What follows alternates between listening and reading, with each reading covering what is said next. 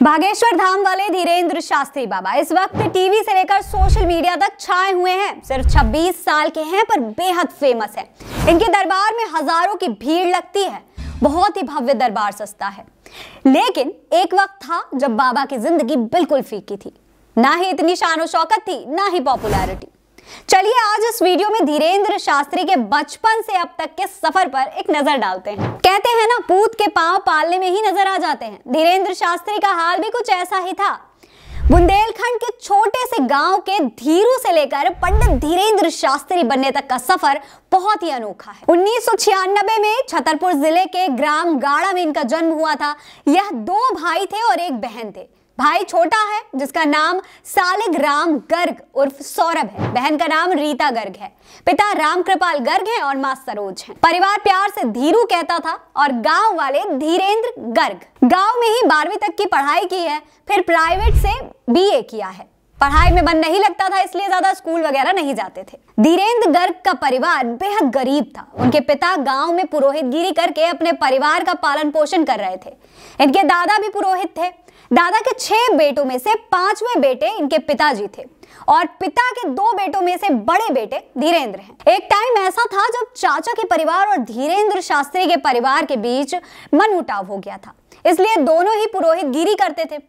इसीलिए गांव में रहने वाले परिवारों को आपस में पुरोहितगिरी के लिए बांटना पड़ गया। बंटवारा होने के बाद से धीरेन्द्र शास्त्री के परिवार में और गरीबी आ गई थी। फिर मां सरोज ने भैंसों का दूध बेचना शुरू कर दिया। इस बीच धीरेन्द्र भी बड़े हो रहे थे, परिवार की जिम्मेदारी भी थी, तो गांव में लोगों के बीच बैठकर कथा सुनाने लगे और धीरे धीरे दूसरे गाँव में जाकर भी कथा सुनाना शुरू कर दी। धीरेन्द्र कृष्ण शास्त्री के अंदर बचपन से ही लोगों को इम्प्रेस करने वाली क्वालिटी थी। दिखने में सुंदर हैं और बोलने की कला भी खूब है, इसलिए उन्होंने अपने गाड़ा गांव में ही शंकर जी के एक प्राचीन मंदिर को अपना स्थान बना लिया। इस मंदिर में भगवान शिव का ज्योतिर्लिंग है।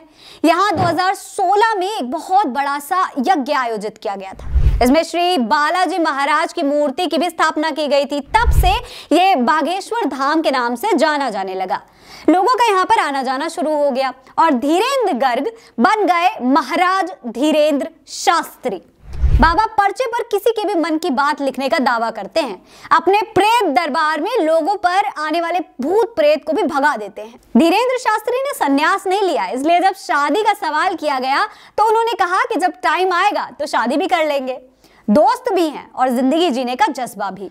धीरेन्द्र शास्त्री वैसे तो कथावाचक और बागेश्वर धाम के पीठाधीश हैं, लेकिन इनका स्टाइल भी कम नहीं है। स्टाइलिश चश्मा, स्टाइलिश कपड़े पहनते हैं। बाबा अक्सर टोयोटा की फॉर्च्यूनर या फिर टाटा मोटर्स की सफारी में चलते नजर आते हैं। गाड़ियों का बड़ा शौक है।